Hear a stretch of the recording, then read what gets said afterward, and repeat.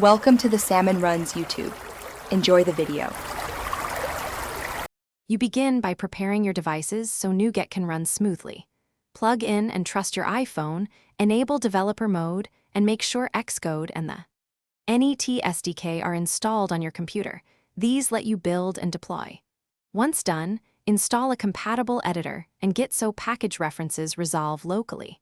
Make sure your Mac OS or Windows environment matches the iOS build requirements, because mismatched SDKs cause restore failures and silent build errors.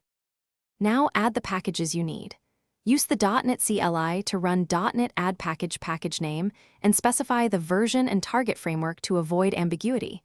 This tells Nuget which assets to fetch.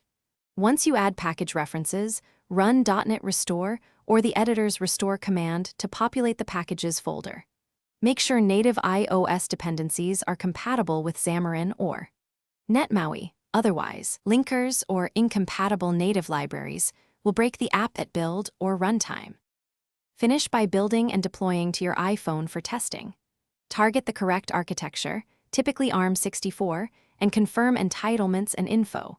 List entries match any package requirements. Once the app runs, verify runtime features that rely on those Nuget packages. If the build or deploy fails, clear the Nuget cache with .NET Nuget locals all clear, then restore and rebuild. This resolves most corrupted package and version mismatch problems. If issues persist, inspect linker logs and native dependency bindings. Thanks for watching. Consider subscribing if we helped you.